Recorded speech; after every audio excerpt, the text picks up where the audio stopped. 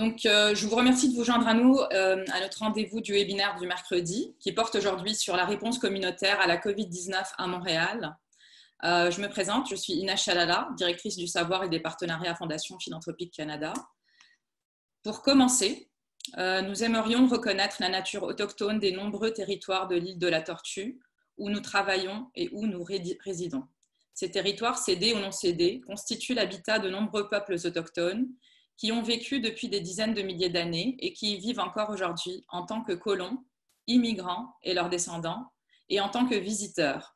Nous honorons et nous respectons les nombreux peuples autochtones de cette terre et de ce territoire, et nous espérons un avenir plus juste ensemble.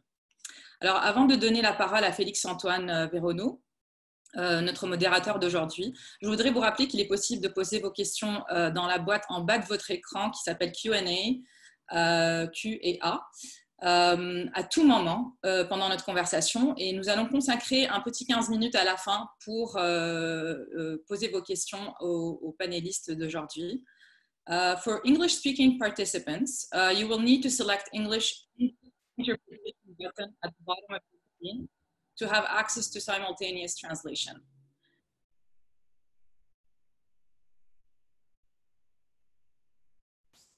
Pour nos participants francophones, sélectionnez le français sur le bouton interprétation en bas de votre écran également.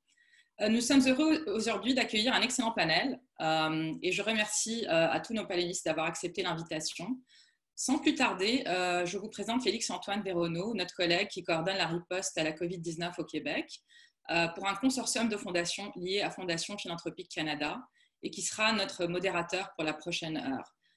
Félix est reconnu maintenant de notre milieu pour vraiment apporter une excellente expérience et un soutien très très important pour les fondations qui participent à la riposte COVID-19 ici au Québec. Félix, bonjour et je te passe la parole pour présenter nos panélistes et commencer la conversation. Merci.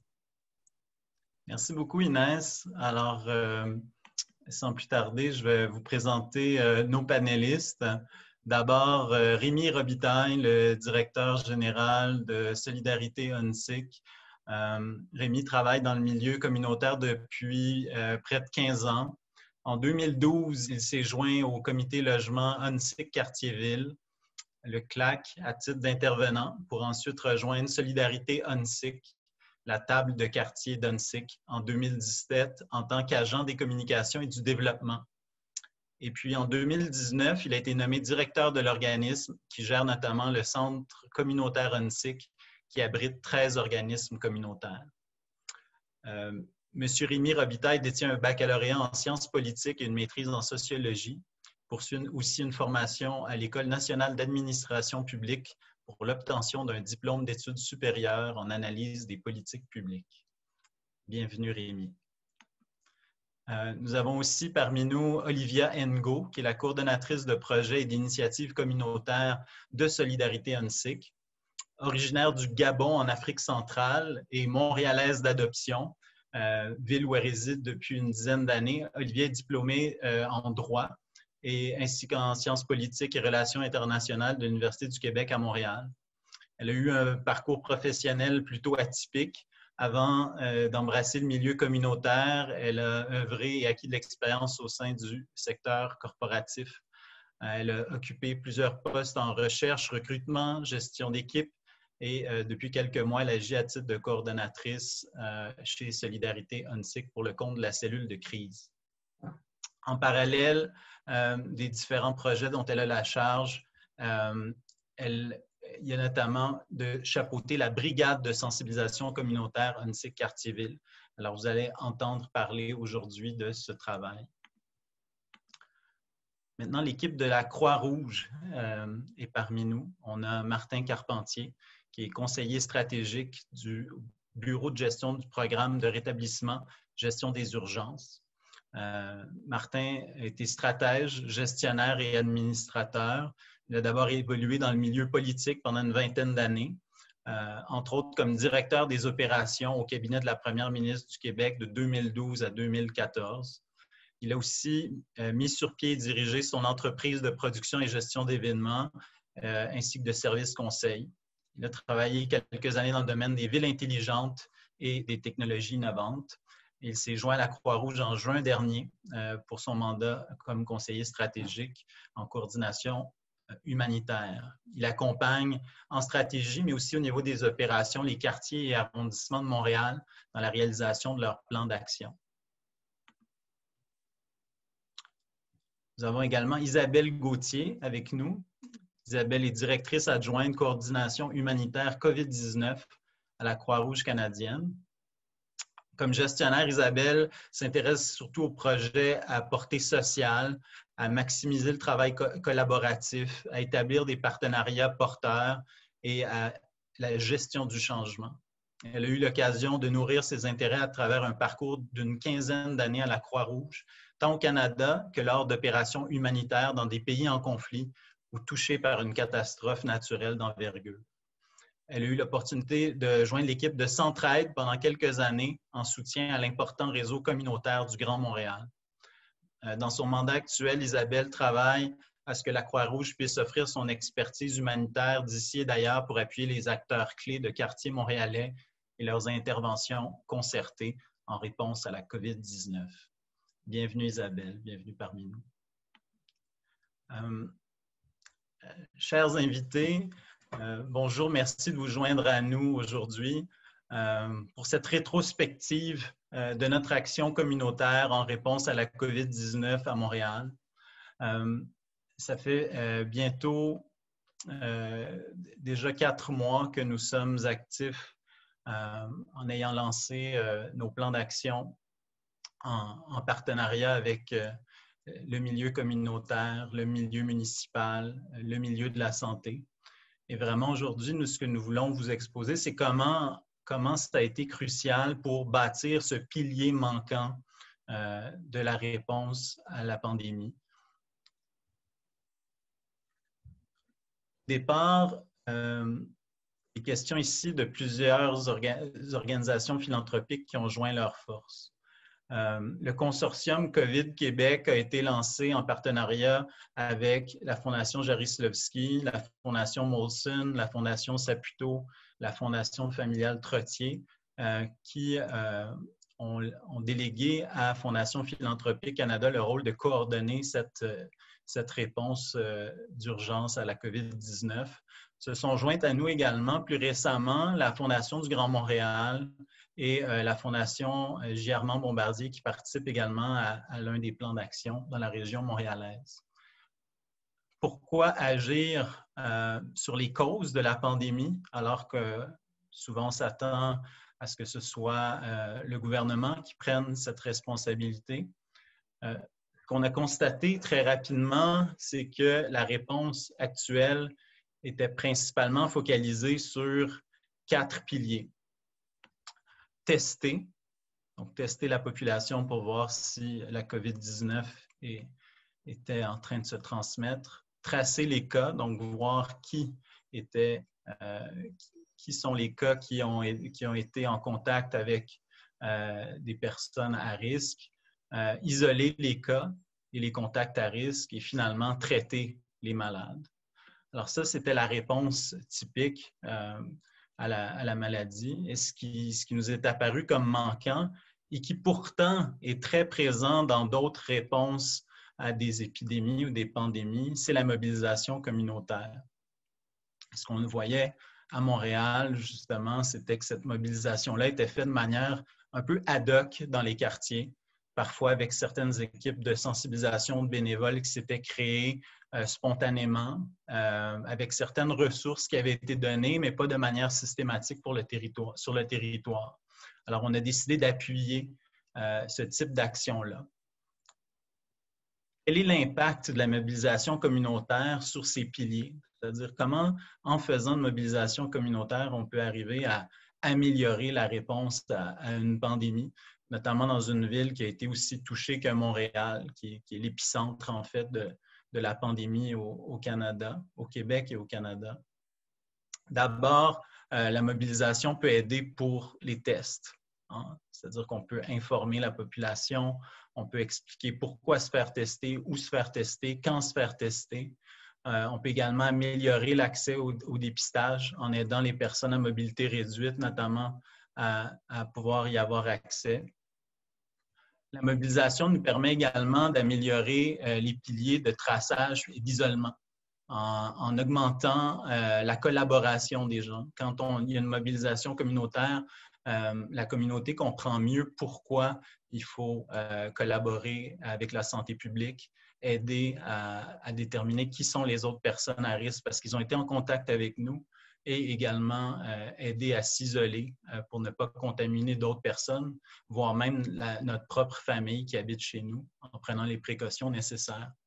Et ça implique aussi, surtout dans des milieux où on a un taux de défavorisation élevé, d'appuyer certaines familles pour qu'elles puissent avoir les ressources nécessaires pour s'isoler adéquatement, que ce soit de la nourriture, que ce soit du matériel d'hygiène ou de l'équipement de protection individuelle, toutes des choses qui peuvent être extrêmement chères quand on pense à s'isoler sur des périodes relativement longues, pouvant aller jusqu'à 2 semaines.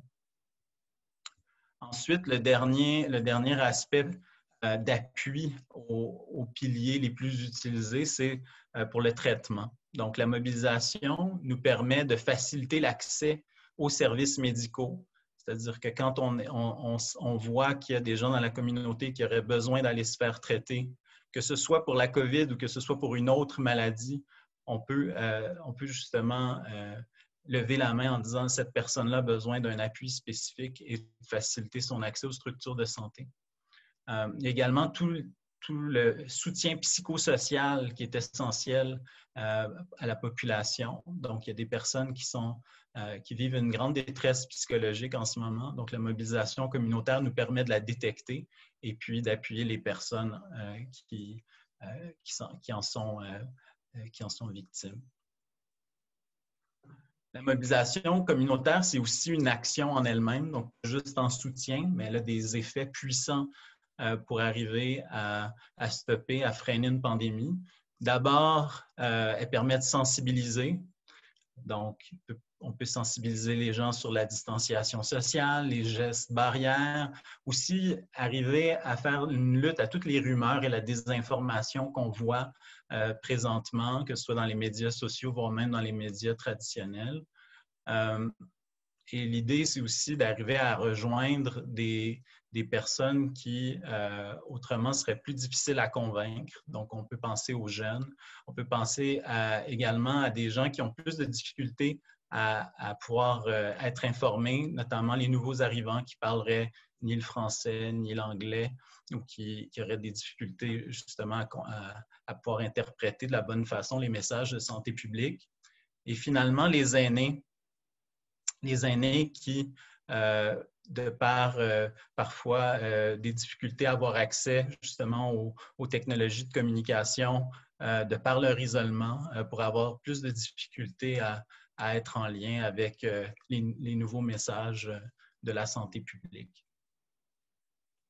Enfin, quelque chose d'important et de transversal avec ce qu'on voit souvent dans les services communautaires, c'est de référer les gens vers les services essentiels.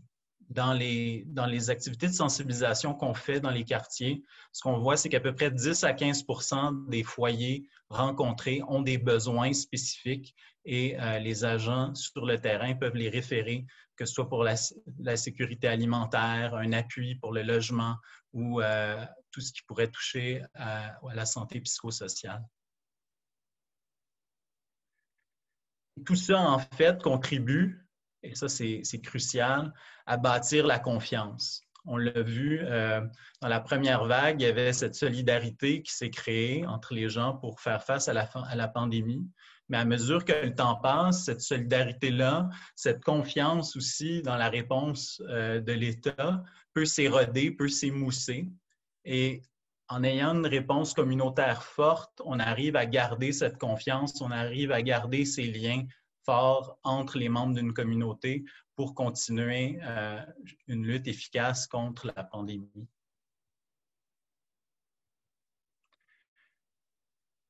Ce constat que j'ai montré assez en détail a été en fait à la base d'une stratégie de réponse qui a été assez bien déployée, si on veut, dans la région montréalaise au départ. Pourquoi Montréal? Je l'ai mentionné plus tôt, c'est la ville la plus touchée au Québec, au Canada et de loin. On parle de plus de la moitié des décès au pays. Donc, très touchée par la première vague. Et ce qu'on peut voir, c'est qu'actuellement aussi, la deuxième vague de COVID-19 fait des ravages dans la région montréalaise. Nous, on a ciblé d'abord les arrondissements où la maladie s'était le plus répandue. Donc, 6 arrondissements à Montréal qui, comme vous le voyez par la taille des cercles sur cette carte, c'est le nombre, ça reflète le nombre de cas par arrondissement montréalais. On a choisi vraiment les plus touchés par la maladie. On parle de Montréal-Nord, on parle de Villeray, Saint-Michel, Parc-Extension, Dunsick-Cartierville, dont on va parler un peu plus aujourd'hui, de Côte-des-Neiges, Notre-Dame-de-Grâce, de Mercier, Hochelaga, Maisonneuve et de Rivière-des-Prairies. À quoi ressemble un plan d'action? Je vous brosse un portrait très général puisqu'on va entrer avec Rémi tout à l'heure dans le détail des activités. En moyenne, un plan d'action pour couvrir 100 000 habitants pour 4 mois, un budget de 250 000 $, ce qui sert à payer pour un coordonnateur et souvent un appui à la coordination dans un secteur spécifique sur le territoire qui mobilise davantage d'activités, notamment dans plusieurs territoires, c'est la concertation des aînés. Le gros d'un plan d'action, c'est souvent la partie sensibilisation et prévention. Donc, on a environ 100 000 $ qui est dédié à ça. On parle ici des équipes de terrain beaucoup. Tout ce qui est de la mobilisation des leaders communautaires, religieux, des leaders communautaires dans le milieu des affaires, dans tous les influenceurs ou ceux qui ont un lien particulier avec les jeunes. Il y a une stratégie souvent de médias sociaux, de lutte à la désinformation qui est incluse dans les plans d'action. Puis aussi, ce qui est important, c'est de protéger les travailleurs du milieu communautaire qui œuvrent à la mise en place de ces plans d'action. Donc, on inclut notamment l'aménagement des locaux et la protection, l'équipement de protection qui est nécessaire. Il y a un autre axe qui est pour le soutien au dépistage d'environ 15 000 $. Alors, c'est vraiment un montant d'appoint. Souvent, ça va être les équipes de sensibilisation qui vont aider pour l'information, qui vont guider les gens vers les cliniques mobiles, qui vont leur permettre de se rendre sur place avec le transport nécessaire, qui vont traduire le matériel en différentes langues également.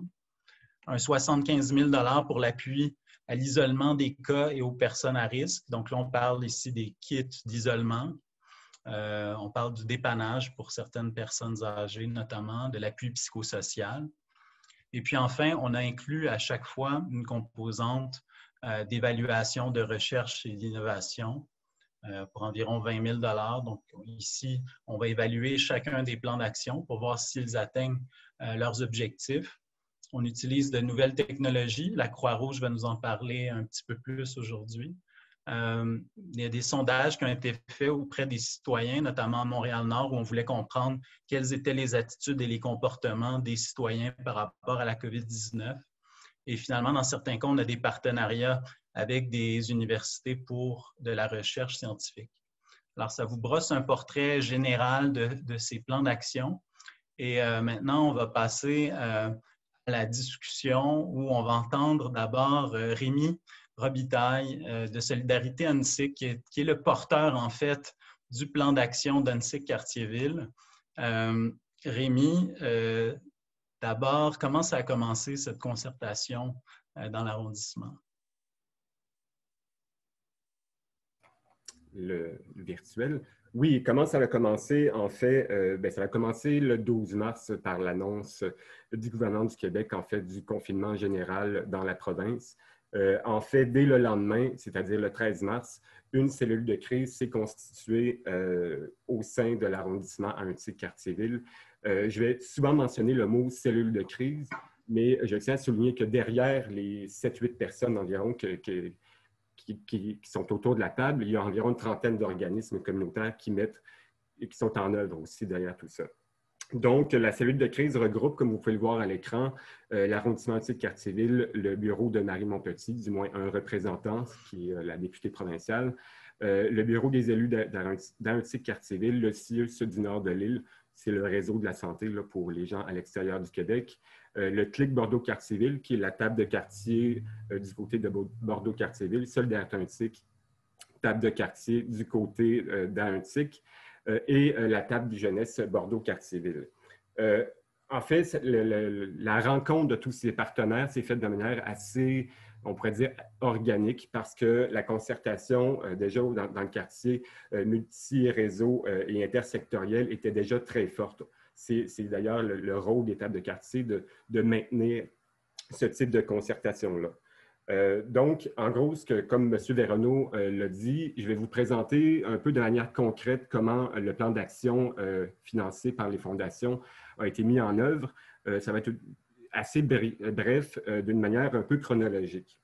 Donc, comme je viens de le dire, le tout a débuté le 13 mars 2020 par la constitution de la cellule de crise. L'objectif de la cellule de crise, en gros, était de rassembler les ressources essentiellement humaines et les connaissances, en fait, des divers acteurs pour assurer d'abord le maintien des services essentiels, soutenir les organismes qui donnent ces services essentiels-là et aussi effectuer une espèce de vigie dans le quartier pour identifier les enjeux qui pourraient être soulevés par la pandémie.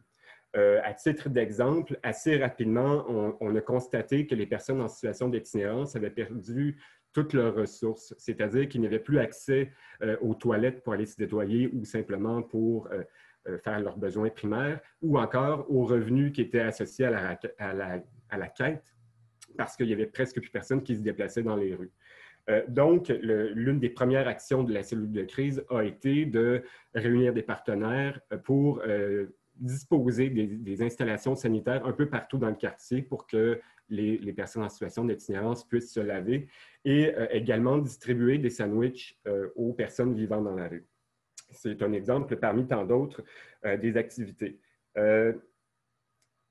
En gros, comme je l'ai dit, la majorité des actions ont pu être déployées grâce à la mise en commun des ressources institutionnelles et communautaires et l'appui, évidemment, de dizaines de bénévoles. En raison du confinement, les gens étaient libérés en quelque sorte de leur travail, donc il y avait du temps à donner pour le bénévolat. Donc, parmi les ressources, malgré les ressources limitées qu'on avait, on a pu bénéficier évidemment un peu des fonds provenant de fonds d'urgence spécifiques, particulièrement en ce qui a trait à l'aide alimentaire. On a mis en place des services. Parmi ceux-ci, on a mis en place un système de livraison de denrées alimentaires pour les personnes qui en fait, n'avaient pas la possibilité d'avoir les denrées alimentaires aux banques alimentaires. On parle ici des personnes aînées, les personnes qui avaient des difficultés à se déplacer ou encore des personnes qui étaient en confinement, soit parce qu'il y avait la COVID, soit parce qu'ils étaient en attente de résultats de tests. On a mis en place une ligne dite aînée, en fait, pour briser l'isolement d'abord des aînés, pour qu'on puisse les écouter, puis discuter avec les personnes qui étaient, pour la plupart, en ultra-confinement.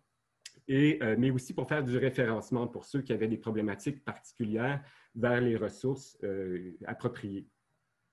On a mis en place aussi une ligne emplette, un peu dans la même idée, mais qui ne s'adressait pas uniquement aux aînés, pour les personnes qui étaient en confinement, pour qu'ils puissent acheter des produits de première nécessité qui n'étaient pas fournis dans le service d'aide alimentaire. On a également créé un groupe d'achat d'équipements de protection individuels pour que les organismes communautaires, essentiellement ceux de première ligne, puissent se procurer des équipements de protection rapidement et à bas prix. Enfin, lorsque la température est un petit peu plus clémente, c'est la deuxième photo, on a organisé en fait plusieurs activités, des spectacles ambulants qui avaient pour objectif, c'est certain, de mettre le sourire sur le visage des personnes qui étaient confinées depuis plusieurs semaines, mais aussi pendant ces activités-là, on diffusait des messages d'intérêt public sur la crise sanitaire, évidemment, en 6 langues, parce qu'en raison de la forte concentration de résidents allophones dans Antique-Cartierville, plusieurs personnes ne comprenaient pas les informations de la santé publique parce qu'ils ne comprenaient pas la langue et ils s'informaient à l'extérieur, dans leur pays d'origine, ce qui n'était pas du tout les mêmes réalités. Il s'agit en gros, je pourrais dire, c'est vraiment pas exhaustif, là, mais des activités qui ont été mises en place pendant la cellule de crise durant la première vague. Ce qui m'amène en fait finalement à l'invitation surprise qu'on a reçue, si ma mémoire est exacte, vers la fin juin. En fait, M. Véronneau nous a interpellés par l'intermédiaire de Centraide du Grand Montréal pour nous informer, que les fondations philanthropiques étaient prêtes à nous soutenir financièrement dans les démarches contre la COVID, mais aussi pour préparer une éventuelle, à l'époque c'était encore éventuelle, deuxième vague du virus. Donc, en fait, ça a été une surprise, comme je l'ai déjà mentionné. Il s'agissait aussi d'une approche plutôt inhabituelle parce que dans la façon qu'il présentait le soutien, il reconnaissait l'expertise des acteurs communautaires et locaux dans l'arrondissement. Parce qu'en gros, il ne nous imposait pas un plan. Ce n'était pas spécifique pour une chose, comme par exemple l'aide alimentaire. En gros, ce qui est plutôt inhabituel pour les groupes communautaires, c'est que c'est vraiment une approche, excusez l'anglicisme, bottom-up, qui interpellait vraiment le local, les connaissances du local pour créer un plan d'action.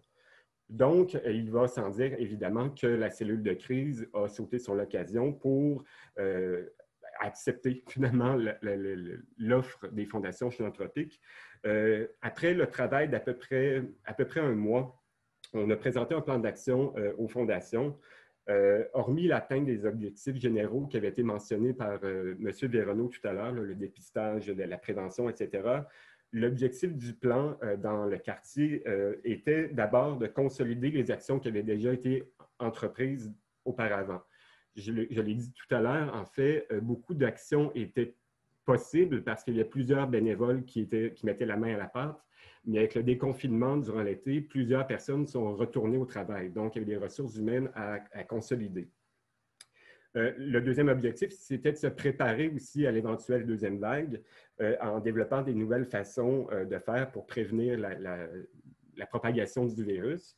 Puis, le troisième objectif, c'est d'acquérir aussi des meilleures connaissances pour lutter plus efficacement contre le virus actuel et peut-être futur, s'il y avait une autre pandémie dans le futur. Le plan d'action a été, si je ne m'abuse, accepté dans sa totalité et puis il est mis en place depuis le mois d'août 2020. Donc, la cellule de crise, et je le rappelle, ses partenaires, qui sont une trentaine d'organismes communautaires derrière, ont pu déployer ou maintenir 10 actions dans le quartier. Donc, parmi les activités maintenues, on a maintenu la ligne aînée et la ligne emplette, et ainsi que la livraison des denrées alimentaires aux personnes à mobilité réduite. On compte en moyenne, durant la première vague, du moins, là, ça va sûrement, les données vont être plus précises prochainement, mais il y avait environ une centaine de livraisons de denrées alimentaires qui se faisaient par semaine et environ une quarantaine d'appels aux lignes aînées et emplettes qui étaient donnés. Donc, ça a été maintenu. L'animation au balcon, c'est-à-dire les activités telles que vous le voyez présentement à l'écran, ont également été maintenues, surtout dans les résidences pour personnes âgées. En fait, ils ont été maintenus, même voire augmentés durant la période estivale. Enfin, les organismes communautaires ont également reçu, grâce au financement des fondations, une importante quantité de gel désinfectant, ce qui est un outil essentiel pour toutes les activités dans le milieu communautaire. Parmi les nouvelles actions qui ont été mises en place, en fait, on a fait appel à une firme d'architectes pour permettre l'aménagement sécuritaire COVID-proof de 2 centres communautaires ainsi que 2 centres d'hébergement pour femmes. Je tiens à souligner que c'est le genre d'action que le milieu communautaire n'aurait jamais pu se permettre si ça n'avait pas été de l'aide des fondations philanthropiques, puisque c'est des aménagements qui peuvent être coûteux et le milieu communautaire n'est pas nécessairement assez riche pour le faire. On a également fait des aménagements extérieurs, notamment au centre communautaire à Untic, où est-ce qu'on a mis des chapiteaux pour faire des activités extérieures en plein air, ce qui permet la distanciation, mais aussi de maintenir des activités qui permettent de briser l'isolement ou encore des interventions individuelles qu'on ne pouvait pas faire dans le centre communautaire. Pardon, c'est un rhume et non pas la COVID. Pour répondre aux personnes plus particulièrement en situation d'itinérance, on a aussi développé un centre de jour pour les personnes en situation d'itinérance, puisque ces personnes-là ne pouvaient pas être accueillies dans les locaux communautaires de l'organisme qui est responsable là, de l'itinérance dans un type quartier-ville. Enfin, on a parlé, ça a été souligné par M. Desrenaud tout à l'heure, on a développé un service de transport dans les sites de dépistage pour les personnes à mobilité réduite qui devaient se faire dépister, mais qui ne pouvaient pas y aller pour diverses raisons. Donc, ça aussi, ça a été mis en place. Oui, un point important, en fait, en collaboration avec le Centre de recherche interaction du CIUS du nord de l'île, on est en train de mener une recherche dont l'objectif, en fait, c'est d'évaluer les bons coups qui sont faits dans un type quartier-ville, mais aussi à l'extérieur, dans les autres arrondissements, notamment soutenus par les fonds philanthropiques, pour identifier, comme je le disais, les bons coups et diffuser aussi l'information à travers les quartiers. C'est important de noter que, contrairement aux autres actions dont j'ai parlé tout à l'heure, qui sont plus circonscrites dans une période de crise, que cette recherche-là nous permet d'avoir une certaine pérennité de toutes les actions, puisque justement, on évalue, on connaît les bons coups et on le documente. Donc, dans l'éventuelle une nouvelle vague de l'épidémie ou une nouvelle épidémie tout simplement d'un autre virus qu'on ne connaît pas encore, au moins on va pouvoir réagir plus rapidement. Finalement, et ça, je vais laisser Olivia le présenter, on a mis également en place un important projet qu'on appelle le projet de la Brigade des marcheurs, qui sillonne toutes les rues de l'arrondissement. Olivia expliquera plus en détail le fonctionnement de cette brigade-là, mais en conclusion, j'aimerais souligner, même voire répéter que le milieu communautaire s'est mobilisé rapidement pour la COVID, mais que le milieu communautaire souffre quand même depuis des décennies, en fait, d'un sous-financement. Donc, la mobilisation est rendue encore plus forte et possible lorsque des initiatives telles que proposées par les fondations sont acceptées et implantées dans un quartier. Voilà, je vais laisser la parole à Olivia, à moins que Félix ait quelque chose.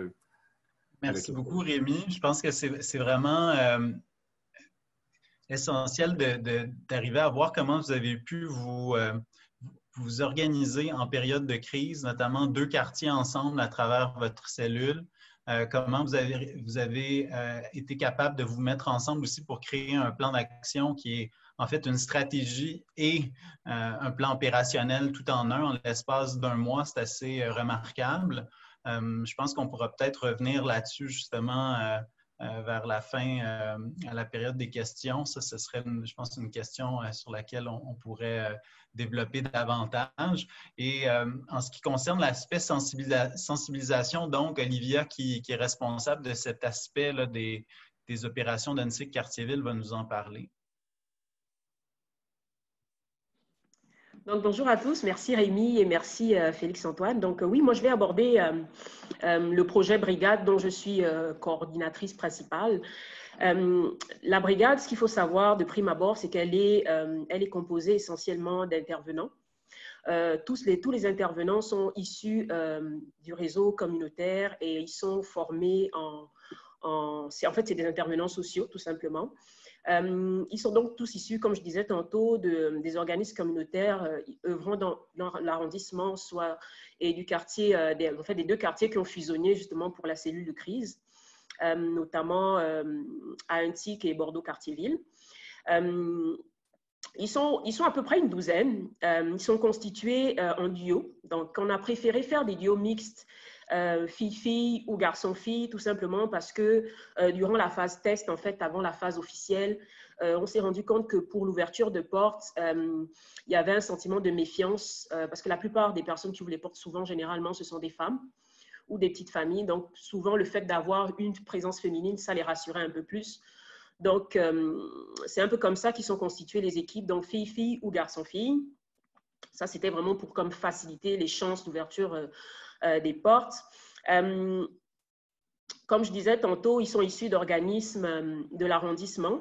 On retrouve entre autres Pause Famille, qui œuvre avec des familles dont les enfants vont de 0 à 5 ans. Nous avons Entraide Antique Nord, qui agit dans tout ce qui concerne le soutien aux aînés. Nous avons Tandem, qui œuvre dans la sécurité urbaine. Nous avons le CACI, qui est le centre d'appui aux communautés immigrantes. Nous avons la Maison des Jeunes, le quartier Émilie, qui œuvre avec, dans tout ce qui concerne le soutien aux personnes démunies. Nous avons également la Maison des Parents, pour ne citer que cela, au cas où j'en oublierais certains. Une petite question sur parce que je crois qu'il y a un fonctionnement assez méthodique dans la manière dont vous travaillez à NSIC-Cartierville. Comment vos brigades se déploient en fait sur le territoire? Je pense que vous avez quelques images même pour nous. Effectivement, donc c'est le second point que j'allais aborder, c'est vraiment le déploiement, la répartition des routes et le déploiement des brigades. Il faut savoir que les brigades sont identifiées un peu comme vous voyez l'image. Chez moi, c'est la troisième image, c'est la première chez vous, pour faciliter justement l'accès aux bâtisses parce qu'il y avait un problème d'accès aux bâtisses. Souvent, les concierges ne les laissaient pas accéder. On leur a donc confectionné des gilets, donc des petites vestes que vous voyez là avec le logo. Ils sont aussi munis d'un certain badge qui répertorie justement tous les organismes associés, tous les organismes partenaires au projet. Ça, c'était vraiment pour faciliter l'accès à certaines bâtisses, à certains immeubles. Ensuite, comment ils sont déployés? En fait, on va vraiment avec la cartographie justement qui recense les cas de pandémie dans le quartier. C'est un peu comme ça en fait que les routes sont choisies. Donc, c'est selon les quartiers où il y a sûrement une augmentation ou des éclosions. C'est comme ça que les routes sont choisies et les brigades sont déployées. Les brigades sont aussi déployées selon que le taux de dépistage soit faible. Comme dernièrement, nous avons constaté, selon les chiffres qu'on a reçus, selon l'analyse des chiffres, que le quartier de Saint-Simon, on a répertorié à peu près 27% seulement de personnes qui allaient se faire dépister. Donc, pour les prochains jours, la brigade va se déployer justement dans ce secteur-là pour qu'on comprenne pourquoi ce peu de dépistage. Est-ce que c'est parce que les gens ne sont pas assez informés sur les cliniques mobiles qui se tiennent aux alentours du quartier? Ou c'est ça, est-ce que c'est le manque d'information? Est-ce que c'est le manque de moyens pour se déplacer, etc., etc. Donc, voici l'une des causes pour lesquelles la brigade peut se déployer dans un secteur ou dans un autre. Un autre paramètre aussi qui nous pousse parfois à nous déployer dans certains secteurs, ça peut être les demandes de livraison, parce que comme Félix-Antoine le soulignait un peu dans son propos préliminaire, c'est que les demandes de livraison, elles peuvent être faites soit parce que les personnes sont à mobilité réduite, surtout pour les aînés, que l'on constate ce paramètre, soit parce que les personnes sont en quarantaine, parce qu'elles sont malades ou parce qu'elles sont en attente de résultats. Donc ça, c'est un motif aussi qui nous permet d'aller sensibiliser, faire une sensibilisation de proximité dans ces secteurs-là. Le troisième point que je voulais aborder, c'est le message. Donc, le message, il est particulièrement axé sur la COVID-19, sur de la sensibilisation, mais le message n'est pas fait sur un questionnaire formel. C'est vraiment plus une conversation fluide qui se fait entre l'intervenant et le citoyen qui lui ouvre la porte. C'est au cours de cette discussion fluide qui nous permet justement de voir si les personnes savent, généralement elles savent d'ailleurs, quelles sont les consignes, quelles sont les mesures qu'elles emploient pour se protéger, est-ce qu'elles sont au courant justement de tous les services et tous les moyens qui sont mis en place pour répondre justement à leurs besoins. On leur parle du numéro essentiel qui est le 211, de l'accueil psychologique. Et c'est justement, on en profite aussi pour leur transmettre des masques. Ce dont on s'est rendu compte, c'est que le fait de distribuer des masques aussi, parfois, ça facilitait la conversation parce qu'il y en a qui ne sont pas toujours réceptifs, mais le fait de recevoir des masques comme ça permet un petit peu l'ouverture. Donc, c'est pour ça qu'on va beaucoup plus dans une conversation qui nous permet justement de prendre des nouvelles justement des populations. Souvent, ils aiment ça. Ce qu'on constate, c'est que les citoyens sont très réceptifs à la façon dont les intervenants les abordent. Et puis nous, justement, ça nous permet, grâce aux outils que nous avons, de prendre certaines informations qui nous servent après pour faire des analyses un peu plus pertinentes. Ce point, ça m'emmène au troisième point que j'aimerais partager avec vous, qui concerne les outils et la formation. La brigade est très bien outillée. Ils ont en leur possession des tablettes numériques qui sont rattachées à une carte SIM. Ça nous permet justement de mettre en place une cartographie, un peu comme vous voyez la deuxième image ici, qui nous permet de voir les routes, le tracé des routes. C'est un peu en petit, mais si vous distinguez les petites lignes rouges, en fait, ça, c'est notre stratégie particulière là, avec laquelle on fonctionne, qui nous permet de voir la zone couverte, donc le quadrillage, vraiment la zone couverte, les rues qui ont déjà été sensibilisées, si je puis dire ainsi, ou les routes qui sont en cours. Donc, les lignes rouges, c'est les lignes à faire, mais la carte, elle est un peu vieille. Là, je pense qu'on a déjà, à date, au jour d'aujourd'hui, on a pas mal déjà couvert Antique Est, qui est la zone actuelle où la brigade est déployée. Et puis, en vert, c'est les routes qui sont déjà faites. Donc, c'est un peu comme ça que la brigade est organisée, c'est-à-dire qu'avec leurs outils, leurs tablettes, ils sont à même de souligner la ligne en cours, inscrire leur nom, pour qu'il n'y ait pas justement de méli-mélo dans leur stratégie de déploiement. Donc, c'est comme ça qu'on est organisé. Donc, comme je disais tantôt, pour les outils, ils ont des tablettes, ils ont des masques qu'ils remettent à la population. D'ailleurs, j'aimerais remercier l'école. Nous sommes partenaires avec une école qui agit avec des enfants qui ont des problèmes d'autisme, qui nous aident justement pour la mise en stock. C'est l'une de leurs activités. Ils adorent ça. Fait que c'est eux qui nous aident à mettre les masques en sac. Donc, ils distribuent des masques, comme je disais tantôt, des masques jetables, réutilisables. Ils permettent aussi, ça c'est un moyen aussi de permettre justement de sensibiliser quant à l'utilisation des masques, parce que le constat a été fait que parfois, on s'amuse à passer 10 heures avec un masque jetable alors qu'il a déjà perdu son utilité, donc sa barrière de protection. Fait que la brigade, justement, permet de sensibiliser sur l'utilisation des masques. C'est quoi la différence entre un réutilisable et un masque jetable?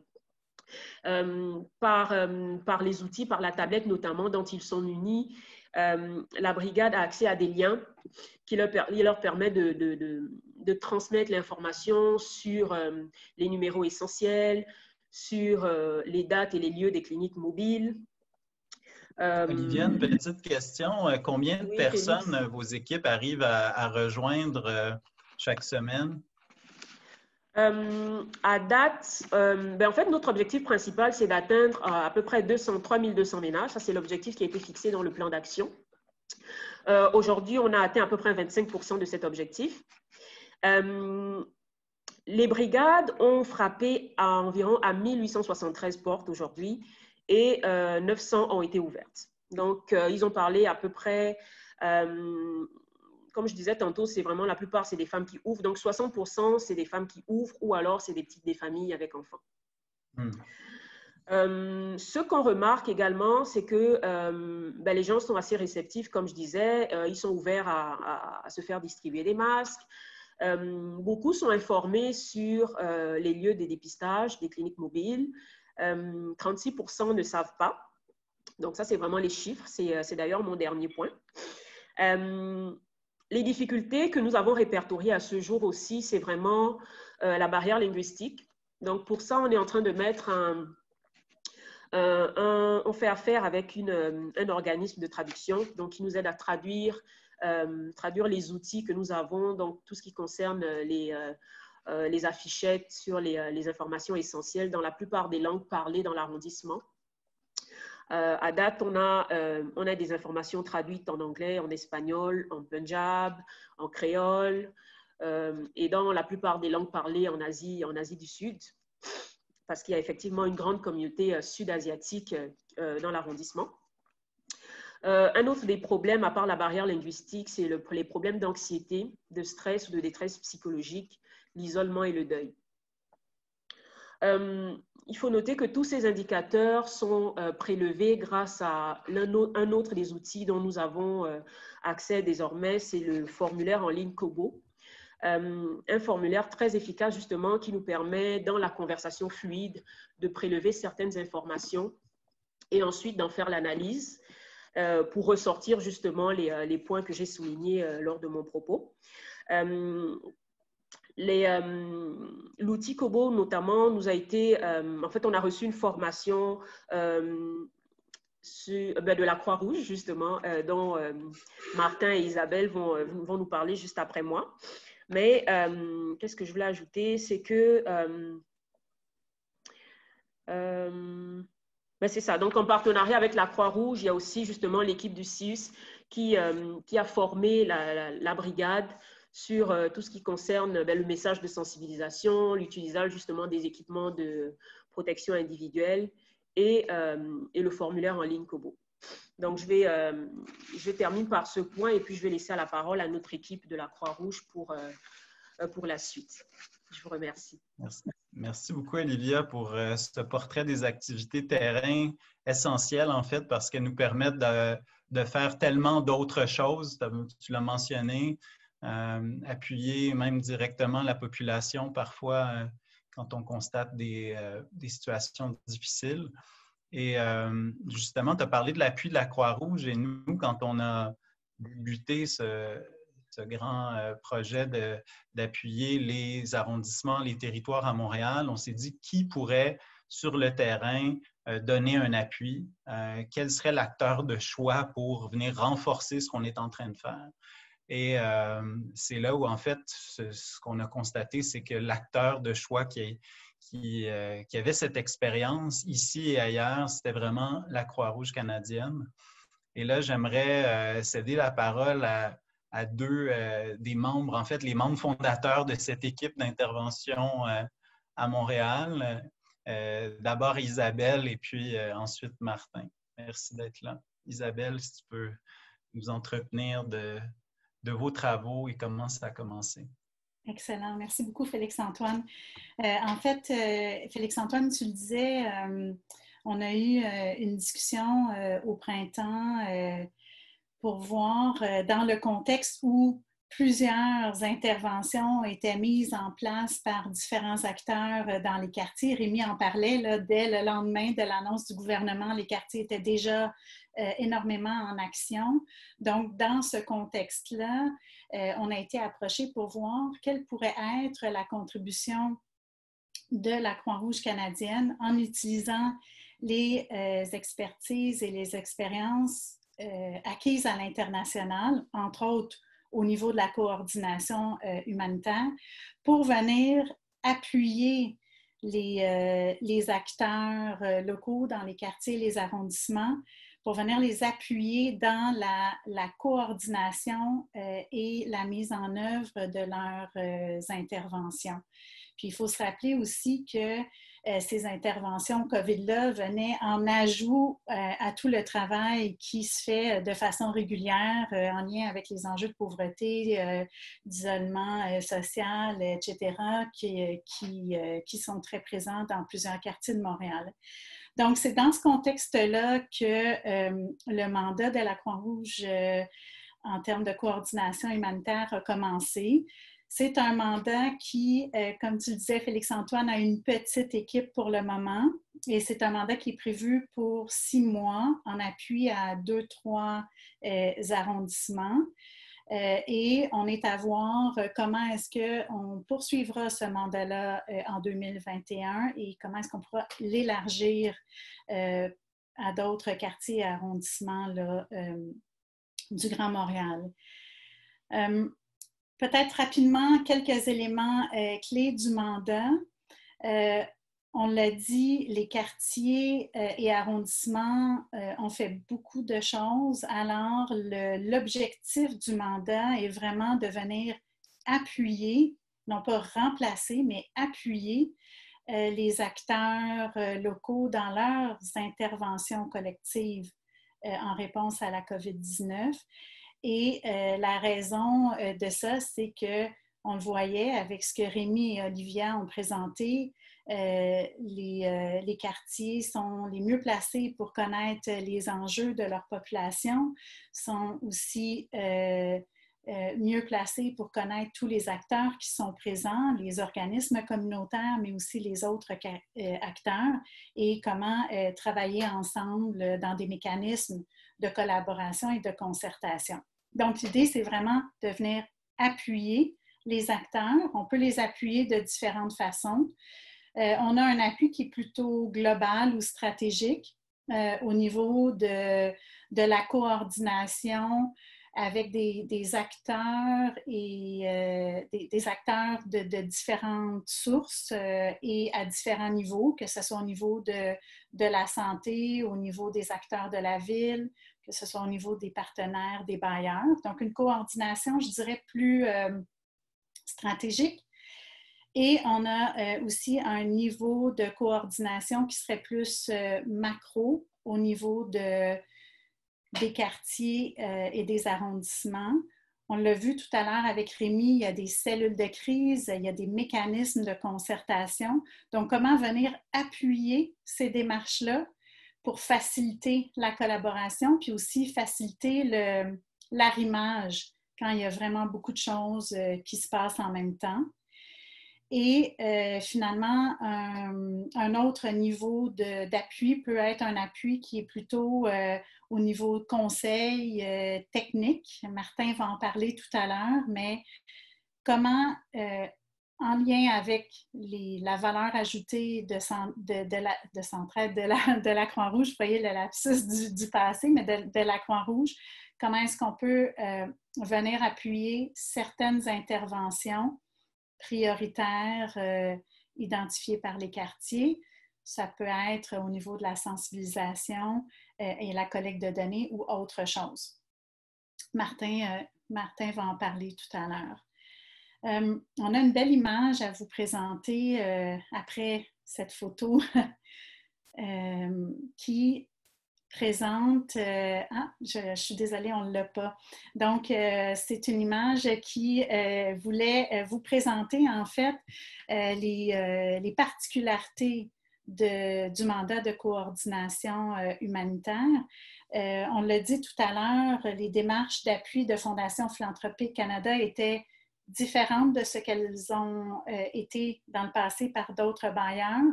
Pour la Croix-Rouge aussi, on a vu qu'il fallait avoir une approche différente dans ce contexte particulier de pandémie COVID. Alors, notre mandat de coordination humanitaire est un mandat qui est très adaptatif. Donc, selon les besoins des quartiers où on est, on va adapter l'appui qu'on a. Il est très aussi évolutif. En fonction de la relation qu'on bâtit avec les partenaires communautaires, mais aussi en fonction de l'évolution de la COVID. On pense que l'appui qu'on pouvait avoir pendant la période estivale ne sera pas nécessairement le même que dans le cadre de la deuxième vague. Donc, un appui évolutif.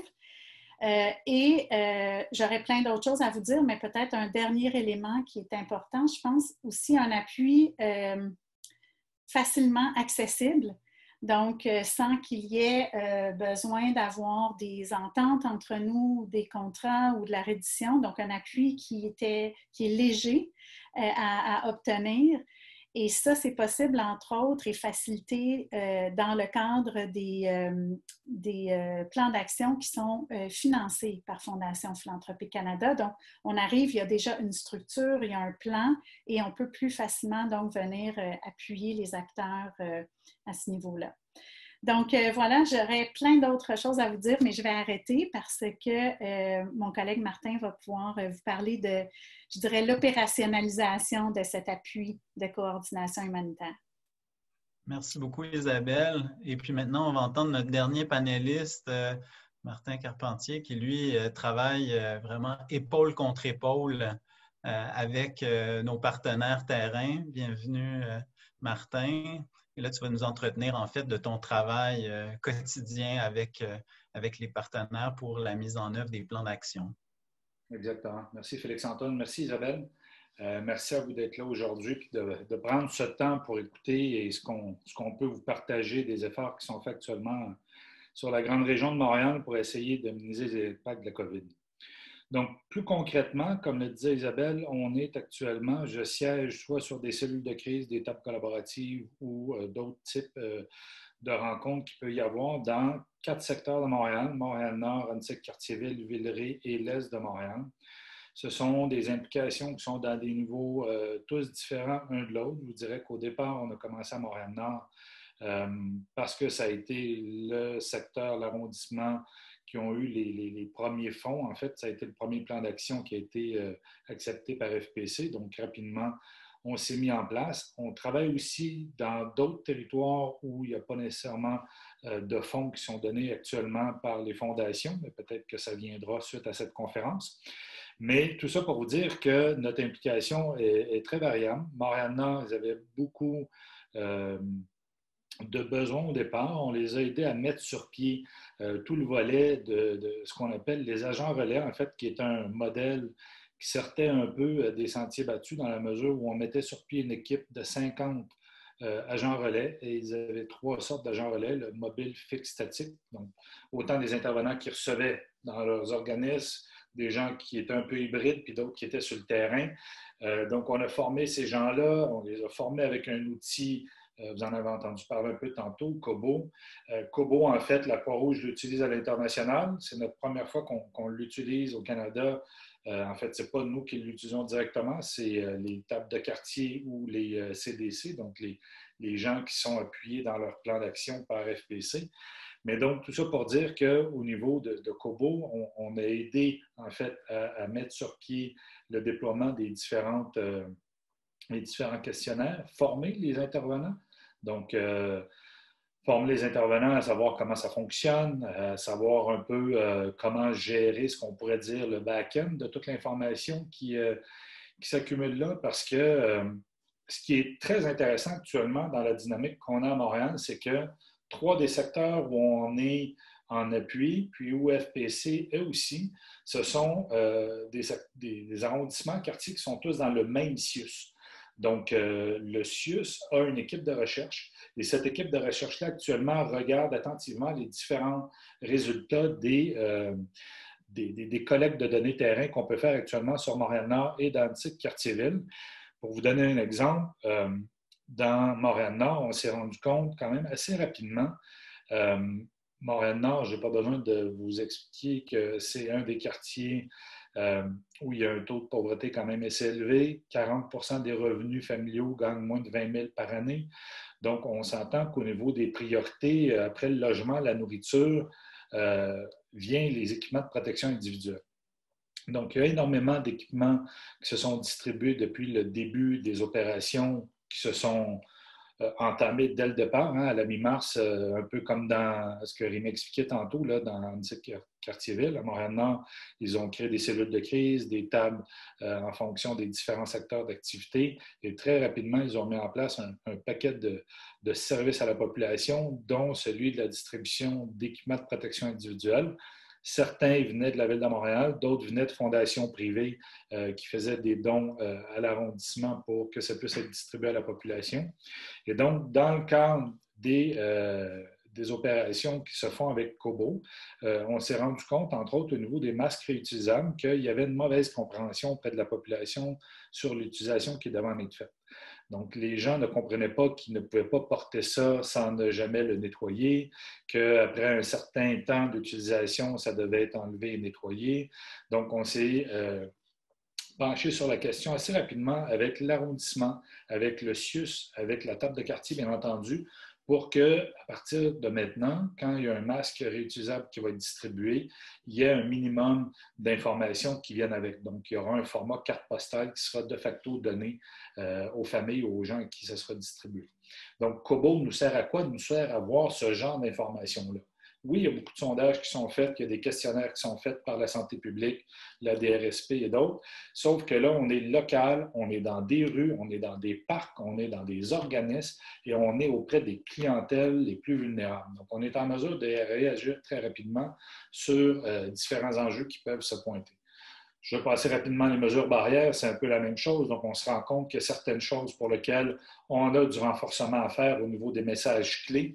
Dans certains coins, les messages, on dirait qu'ils ne sont plus entendus. Ça fait trop longtemps qu'ils sont répétés. C'est comme si les gens les avaient oubliés. Donc, on est à cibler actuellement certains secteurs dans certains quartiers pour aller faire des opérations, soit de distribution de feuillets d'information ou de porte-à-porte. Kobo, j'en ai parlé. Vous le voyez un peu à l'écran. Donc, vous voyez le type de questionnaire qui est l'image à gauche de ma photo. La photo que vous voyez, d'ailleurs, c'est dans le cadre de la formation des intervenants qu'on a donné à Montréal-Nord sur l'application Kobo. Ensuite de ça, en bas à gauche, c'est un peu le modèle statistique qu'on peut voir. À droite, le formulaire qui est possible en ligne. Et complètement à droite, en fait, dans le projet, dans le plan d'action, il avait été prévu d'avoir un agent de recherche. Donc, on a une personne qui analyse de façon quotidienne et hebdomadaire l'ensemble des informations qui sont saisies dans les différents questionnaires pour deux raisons principalement. D'une part, c'est qu'il y a du référencement, comme l'expliquait Félix-Antoine tantôt. On a entre 10 et 15 des gens rencontrés qui ont besoin de référencement à différents niveaux. Ça peut être pour des besoins alimentaires. Donc, c'est juste pour vous dire, c'est des gens qui ne sont pas déjà dans le réseau de référencement et qui utilisent les services actuels des différents organismes communautaires. Donc, on l'a vu à Montréal-Nord. Dans certains cas, les banques alimentaires ont eu des bons faraminaux. Ils sont passés de 150 paniers alimentaires à 800 par semaine. Donc, il y a beaucoup de nouvelles clientèles. Il y a de la clientèle qui ne sait pas où s'adresser. Donc, le fait de pouvoir aller à la rencontre de ces citoyens-là, de pouvoir faire du référencement avec eux, ça nous permet de les référer aux bons organismes et au CLSC pour la ligne de soutien au niveau soutien psychologique. En même temps qu'on avance, comme le disait Isabelle, notre mandat est très évolutif, donc on l'ajuste, on le remode en fonction des besoins des environnements avec lesquels on travaille. Dans certains cas, ça peut aller jusqu'à retravailler avec eux des budgets pour mettre en place de nouvelles actions de prévention. On est à travailler avec, entre autres, un certain groupe de pasteurs, d'imams, pour avoir un type d'agent relais religieux, donc quelqu'un dans chacune de ces communautés-là qui va pouvoir être un point de chute parce que le mercredi, les arrondissements reçoivent les dernières données à jour de la santé publique et nous, tout de suite, quand ça arrive, bien, dans le cas de Quartier-Ville, c'est redistribué aux intervenants qui sont sur le terrain, à leur brigade. Dans Montréal-Nord, c'est un peu la même chose. Et en plus, c'est qu'à tous les lundis, il y a une rencontre statutaire avec tous les agents relais, l'organisatrice communautaire du CIUS. Et l'idée, c'est de faire du bottom-up, mais aussi du push-down. Donc, on vient chercher l'information qui est collectée sur le terrain pour la remonter à la santé publique, puis la santé publique redescendre de nouvelles directives. Donc, cet échange d'informations permet d'avoir aussi un meilleur portrait en temps réel de ce qui se passe sur le terrain. Martin, vous qui avez déjà mené dans une vie antérieure de grandes campagnes électorales sur le terrain, est-ce que c'est un peu comme si on faisait une campagne contre la COVID, finalement, à l'échelle du territoire? Exactement. Quand on parle de quadrillage en politique, on fait un peu la même chose actuellement. Olivia vous a montré un peu comment il travaillait dans le Quartier-Ville avec les rues qui sont de différentes couleurs, les rues qui sont priorisées. On travaille beaucoup avec les codes postaux parce que la santé publique a beaucoup de statistiques, entre autres sur les cas de contamination, les décès et tout ça. Donc, on essaye le plus possible, quand on utilise des outils technologiques, de pouvoir faire en sorte que la donnée puisse être utilisée à d'autres niveaux par la suite. Ce qu'il faut savoir, c'est que, pour rassurer tout le monde, il n'y a aucune donnée nominative qui est prise sur le terrain dans le cadre des opérations de COVID qui se font actuellement, autant dans le Quartier-Ville que dans Montréal-Nord. Il n'y a aucune façon de pouvoir identifier un individu qui aura répondu aux différentes questions qui peuvent être posées par les intervenants. Merci beaucoup, Martin. On aurait pu passer une heure juste là-dessus, Félix-Antoine. Je comprends. Tu es tellement animé. Martin anime aussi les formations sur les outils, donc dans les différents quartiers. A la chance d'en parler en long et en large. Mais justement, tu nous as dressé un portrait là, de ce travail méthodique qui est fait avec toutes les équipes de sensibilisation communautaire. J'aimerais maintenant En guise de conclusion, avant de passer aux questions, vous parler un peu de ce grand constat qu'on a fait depuis le début de nos activités contre la COVID-19. On s'est rendu compte, en fait, que plus la pandémie continuait, c'est un peu comme la métaphore du bain avec le robinet qui coule, finalement, où les besoins continuent d'augmenter. Et au départ, l'outil qu'on avait pour essayer finalement d'arrêter le tout, c'était l'équivalent de ce dé à coudre où on essaie finalement de répondre à chacun des besoins au fur et à mesure.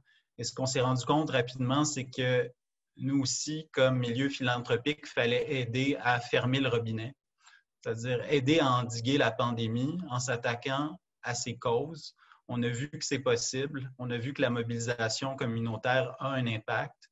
On a vu que toute la force vive du milieu communautaire peut non seulement faire ce qu'elle connaît et ce qu'elle fait le mieux, c'est-à-dire venir en aide directement pour répondre aux besoins des citoyens, mais en même temps qu'elle peut aussi être un acteur clé pour freiner la maladie dans nos communautés. Alors, s'il y avait une seule leçon à tirer, c'est celle-là.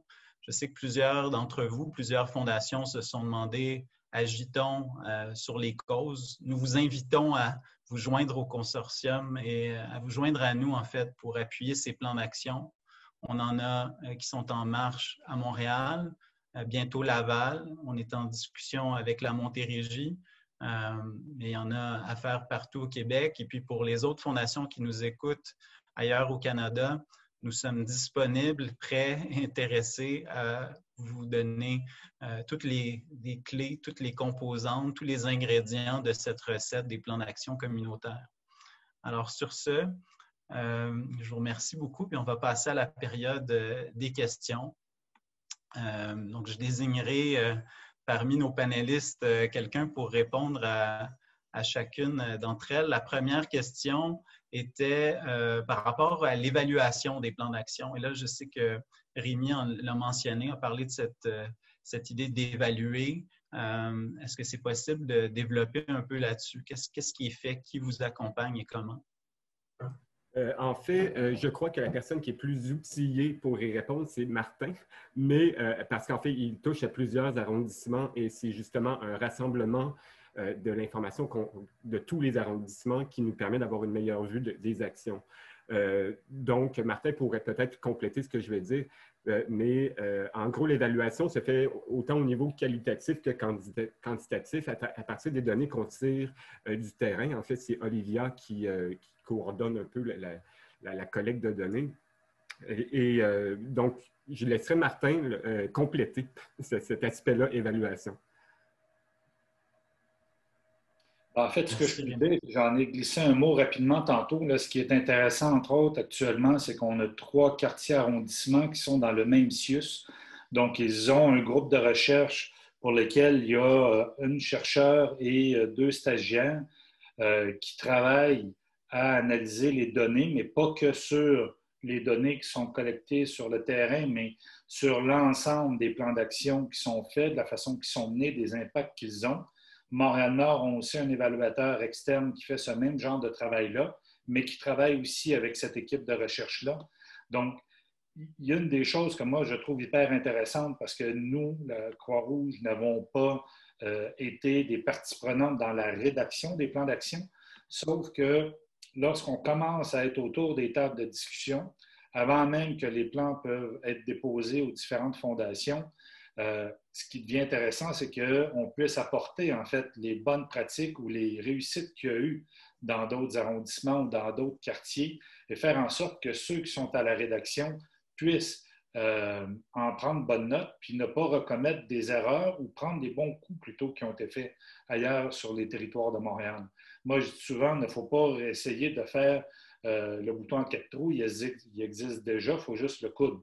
Donc voilà, il faut que les gens qui sont actuellement en train de se faire des plans d'action ou de reviser leurs plans d'action, d'échanger puis d'amener cette collaboration-là, qui est peut-être moins là habituellement, mais d'amener cette collaboration-là entre les différents quartiers dans un même arrondissement ou même entre les arrondissements. Merci, Martin. Alors, Rémi, je reviens vers vous. Alors, vu que vous avez lancé la question à Martin, je vous reviens avec une question qui va être pour vous.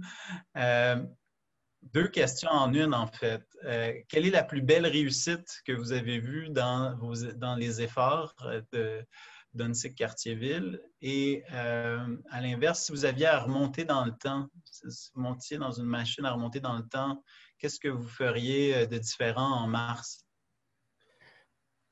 Dans les réussites, là, rapidement comme ça, je crois que tout l'aspect concertation, la solidité de la concertation qui s'est fait rapidement, la collaboration qui s'est faite à travers les organismes et les institutions, on s'entend quand même que la relation communautaire, arrondissement ou système de santé, c'est pas la même logique. Donc, ça peut être difficile, mais la collaboration a été très bonne. Tout le monde s'est adapté. Donc, ça, c'est vraiment une réussite qui se développe encore aujourd'hui, les moyens de fonctionner, de communiquer entre nous, d'interpeller, etc. Ça, c'est clairement une réussite qui, oui, résulte du travail qui se faisait auparavant, mais je crois que s'il y aura quelque chose de positif à la fin de cette pandémie-là, c'est clairement la collaboration qui va être encore plus solide à travers les partenaires. Puis, s'il y avait à remonter dans le temps, en fait, je dirais rapidement, on a constitué la cellule de crise le 13 mars. Ça faisait quand même plusieurs semaines qu'on savait qu'il y avait un problème, qu'il y avait la COVID qui se propageait au Québec. Je crois que la première chose qu'on ferait, c'est peut-être de commencer plus tôt nos travaux plutôt que de le faire vraiment tout de suite en situation de crise lorsque le confinement arrive. Si on a pu se préparer avant, ça aurait été une bonne chose. Sinon, un autre élément beaucoup moins... en fait, on aurait dû commencer aussi les recherches, de documenter tout ce qu'on a fait avant justement de recevoir un financement qui nous permettrait. Évidemment, il y a un problème de ressources humaines, etc., qui faisait qu'on ne pouvait pas le faire. Mais si on avait eu la possibilité de le faire au début de la pandémie, je crois que ça aurait été une bonne chose aussi aujourd'hui. Une question pour Isabelle qui voit un peu là, dans son ensemble les différentes interventions. Est-ce que toutes ces actions-là vont faire une différence dans la deuxième vague? Est-ce que les arrondissements sont mieux préparés? Est-ce qu'ils vont être moins touchés que dans la première vague? C'est une bonne question, Félix-Antoine. Je pense que définitivement, il y a énormément de choses qui sont faites, puis énormément de choses qui se coordonnent. Un des points qu'on amène souvent, c'est comment s'assurer que les gens se parlent pour qu'il n'y ait pas de dédoublement, pour que les activités ou les interventions se complètent une l'autre, se renforcent une l'autre. Je pense qu'il y a beaucoup de ça qui est en train d'être réalisé, d'être mis en place. En plus de ce que Martin disait, là, des apprentissages, de la contamination croisée positive, celle-là, de ces apprentissages-là entre les quartiers et les arrondissements qui fait que tout le monde va être plus préparé. Félix-Antoine, comme tu le disais dans ta conclusion, c'est définitivement des activités qui sont les activités ancrées localement, qui sont des activités très porteuses, taillées et faites pour répondre aux besoins de la population des quartiers où elles sont faites. Donc, oui, tout à fait. Et Olivia, une question complémentaire. Donc, est-ce qu'on voit concrètement chez les gens que vous appuyez, est-ce qu'il y a des changements de comportement? Est-ce qu'on sent qu'il y a quelque chose qui se passe à UNSIC Quartier-Ville depuis que vos brigades sont déployées? Absolument. On voit une grande incitation, par exemple, au dépistage. Donc, les gens sont beaucoup plus réactifs par rapport à ça. D'ailleurs, lors de notre dernière cellule de crise, on analysait les chiffres et on a vu une augmentation, donc une grande nette croissance du taux de dépistage d'un quartier à un autre, selon les chiffres précédents qui montrent c'est une augmentation remarquable. Donc, ça prouve que les gens sont... le message de sensibilisation les atteint. Franchement, la sensibilisation de proximité, ça, c'est sans équivoque là, que ça atteint la cible et qu'il y a une réaction positive à la suite. Donc, C'est pour ça que nous sommes fiers des brigades et nous allons vraiment plancher sur les prochains territoires avec la même motivation et avec la même détermination, honnêtement. Merci, Olivia. Et puis, je terminerai avec un mot de la fin qui va être en fait une réponse à la dernière question qui nous a été posée ici dans le Q&A. C'est, on fait référence au fait que Rémi Robitaille avait été surpris par l'attitude de reconnaissance de l'expertise des acteurs locaux dans la confection d'un plan d'action. On nous demande, est-ce que c'est une ouverture ponctuelle parce qu'on est en période de crise ou est-ce qu'on assiste à un changement de culture dans les investissements philanthropiques? Excellente question qu'on pourrait retourner aux fondations. Mais moi, ce que je peux vous dire, ce que j'ai observé en ayant côtoyé plusieurs fondations de près durant les derniers mois, il y a clairement cette idée de soutenir les communautés pour des fondations qui n'étaient pas nécessairement dans ce type de financement-là. Il y a aussi, je dirais, plusieurs acteurs à table dans un partage de compétences, de connaissances. Quand on est ensemble et qu'on travaille sur des plans d'action, ce n'est pas des appels à propositions, c'est vraiment tout le monde autour de la table, on partage des idées, on co-construit ces plans-là. Donc, moi, j'ose croire que ce sont les ferments de quelque chose de nouveau, peut-être une nouvelle façon de travailler sur la santé communautaire, une nouvelle façon d'appuyer les communautés avec des plans d'action flexibles en amenant des ressources et puis aussi être capable dans l'avenir d'agir avec flexibilité dans le cas d'autres urgences. Ces plans-là vont servir et puis ceux qui les ont soutenus seront sans doute prêts à les soutenir si on a d'autres situations similaires. Alors, voilà, je nous laisse sur ce message porteur de collaboration entre la communauté et le milieu philanthropique. Merci à tous et à toutes d'avoir été avec nous aujourd'hui et au plaisir de vous reparler de ces activités si vous le souhaitez.